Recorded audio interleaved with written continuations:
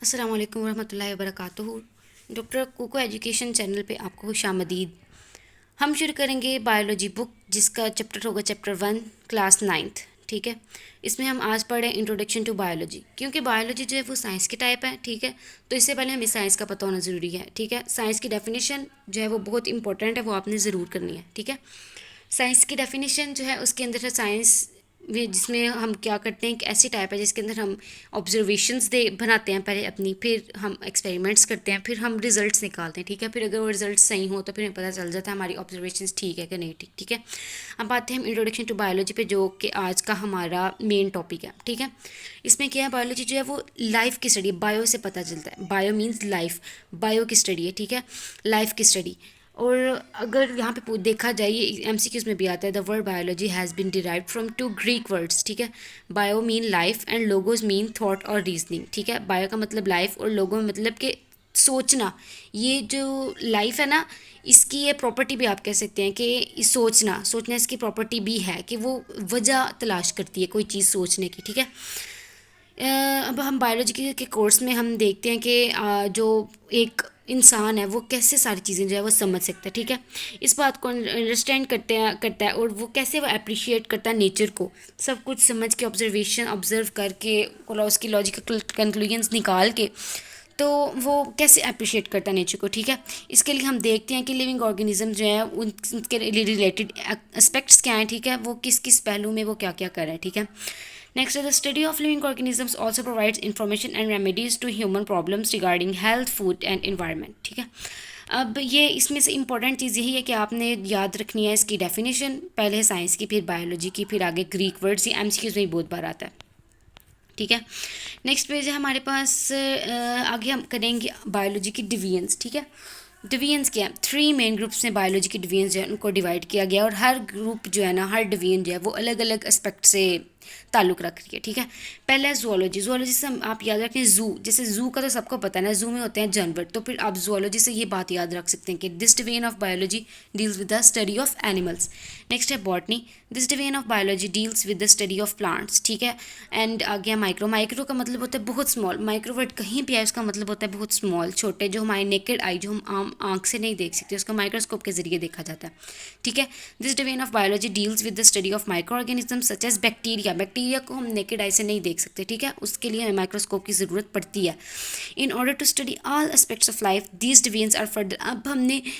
अब सिर्फ यहाँ तक काम मतलब नहीं होता है, हमने अभी लाइफ के बहुत सारे एस्पेक्ट्स देखने हैं। ठीक है, तो वो देखने के लिए हमें इसको और भी ब्रांचेस में डिवाइड करना पड़ता है। ठीक है, पहले हमारे पास आ गई मॉर्फोलॉजी। मॉर्फोलॉजी क्या है, this branch deals with the study of form and structure of living organism. Morphology का मतलब है बाहर बाहर से, अपेयरेंस, जो आउटर अपेयरेंस होती है। ठीक है, तो मॉर्फोलॉजी हो गया branch which deals with the study of form and structure, जो हमें आउटर स्ट्रक्चर नज़र आ रहा है। ठीक है, नेक्स्ट आता है molecular biology. Molecular biology deals with the study of molecules of life. Life में जो भी मतलब हम जो यूज़ कर रहे हैं, जो इंसान जो मॉलिक्यूल्स यूज़ कर रहे हैं, ठीक है, इसको हम इसलिए बायोकेमिस्ट्री भी कहते हैं। बायो मतलब लाइफ, इंसान जो लाइफ यूज़ कर रही है, इंसान है, एनिमल्स हैं, प्लांट्स हैं, सब हैं। For example water, proteins, carbohydrates, lipids and nucleic acids, ये सारी चीज़ें जो हैं ये पूरी लाइफ यूज़ करी, चाहे वो प्लांट्स है, चाहे वो एनिमल्स हैं, चाहे वो ह्यूमंस है। ठीक है, नेक्स्ट है एनाटमी। एनाटमी क्या है, the study of internal structures is called anatomy. ठीक है, अब इंटरनल स्ट्रक्चर अगर हम किसी भी चीज़ का देखें, चाहे वो प्लांट है, चाहे एनिमल है, जो हम अंडर माइक्रोस्कोप देखते हैं, ठीक है, वो एनाटमी होगी। Next histology. The microscopic study of tissues is called histology. ठीक है, अब टिश्यूज़ को अंडर माइक्रोस्कोप चेक करना, ठीक है, वो है हिस्टोलॉजी, उसकी कंप्लीट एक्सप्लेनेशन देखना। आगे है cell biology, the study of structures and functions of cells. ठीक है, अब हमने कोई भी स्ट्रक्चर है, आप फ़र्ज़ कर लें कि वो किसी एनिमल का है। ठीक है, तो उसकी आपने, वैसे तो जो इंसान है वो भी एक सोशल एनिमल है, लेकिन अभी हम दूसरे एनिमल्स की बात कर रहे हैं। ठीक है, अब हमने उसके स्ट्रक्चर्स देखने हैं और उसके फंक्शंस देखने हैं। ठीक है, स्ट्रक्चर, अब जो स्ट्रक्चर है उसकी स्टडी, और जो सेल्स हैं उनके फंक्शंस को स्टडी करना है। ठीक है, उसको हम सेल बायोलॉजी कहते हैं। और फिर उसके बाद जब हम पहले स्ट्रक्चर को स्टडी किया, फिर उसके अंदर जो सेल्स थे उनके फंक्शंस का स्टडी किया, और फिर अंदर जो सेल ऑर्गेनेलिज हैं जिन्होंने मिलके पूरा स्ट्रक्चर बनाया हुआ है, ठीक है, उसको स्टडी करना सेल बायोलॉजी है।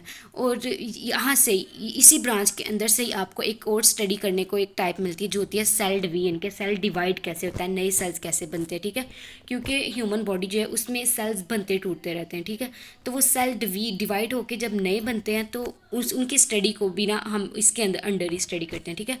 नेक्स्ट है physiology. This branch deals with the study of functions of different parts of living organisms जो है उनको स्टडी करने के लिए हम कौन सी ब्रांच के अंदर जाते हैं, फिजियोलॉजी।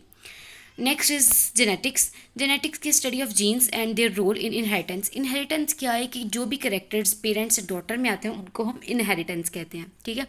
अब जीन्स की स्टडी और इनहेरिटेंस के रोल को जब हम स्टडी करते हैं उसको हम जेनेटिक्स कहते हैं, और वो उसको हम अंडर किस ब्रांच की स्टडी करते हैं वो भी जेनेटिक्स होती है।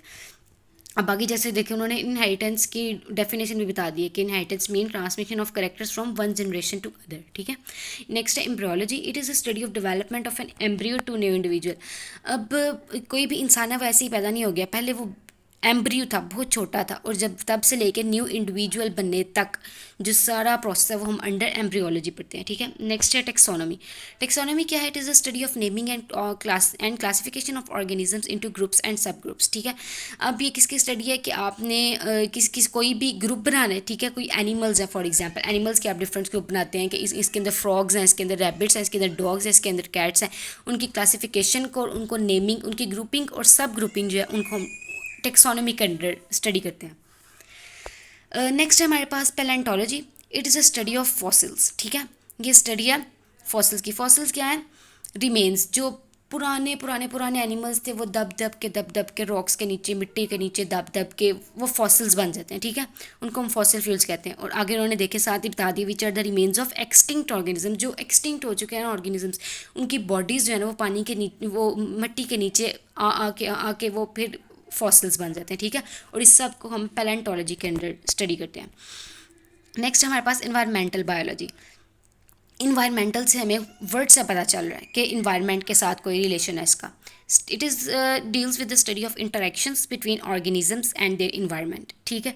ऑर्गेनिजम्स और उनके इन्वायरमेंट के दरमियान जो रिलेशन होगा ना वो हम इन्वायरमेंटल बायोलॉजी में स्टडी करेंगे। Next is socio biology. Socio से हमें सोशल पता चल रहा है word. This branch deals with the study of social behaviour of animals का सोशल बिहेवियर जो कि फिर सोसाइटी बनाता है आगे से, उनका बिहेवियर देख के आगे से सोसाइटी बनती है, ठीक है।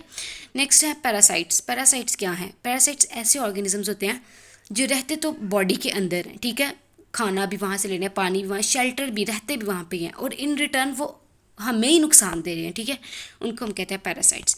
नेक्स्ट है पैरासाइटोलॉजी। पैरासाइटोलॉजी से हमें पता लग रहा है कि ये क्या है, स्टडी ऑफ पैरासाइट्स, ठीक है, ऊपर मैंने बता दिया पैरासाइट्स क्या होता है। Next is biotechnology. Biotechnology, bio मतलब फिर लाइफ, और टेक्नोलॉजी यानी कि लाइफ की वेलफेयर के लिए जो भी सब्सटेंसेस बनेंगे, ठीक है, वो हम अंडर बायोटेक्नोलॉजी स्टडी करेंगे, ठीक है, for the welfare of Mankind, humans के बेहतरी के लिए जो भी काम करेंगे।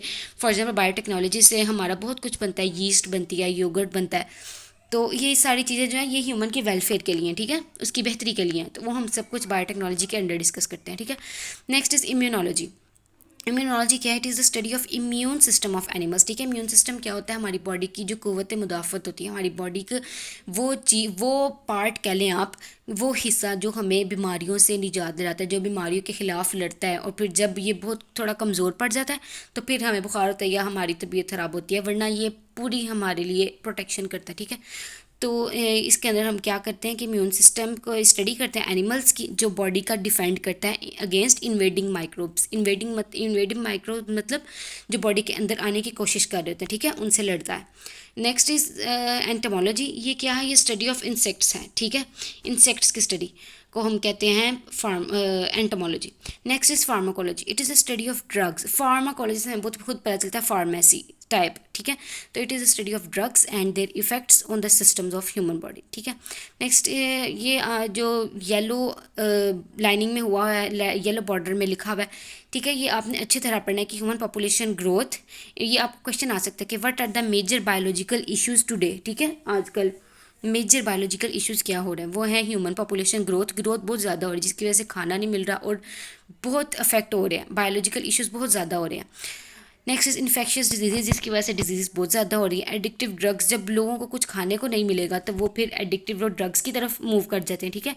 एडिक्टिव ड्रग्स और पोल्यूशन भी बहुत बड़ी वजह है डिजीज़ की, ठीक है, जिसकी वजह से बायोलॉजिकल इश्यूज़ जो हैं वो दिन ब दिन बढ़ते जा रहे हैं, ठीक है। आज की वीडियो यहाँ तक ख़त्म करते हैं। नेक्स्ट लेक्चर तक के लिए अल्लाह हाफिज़।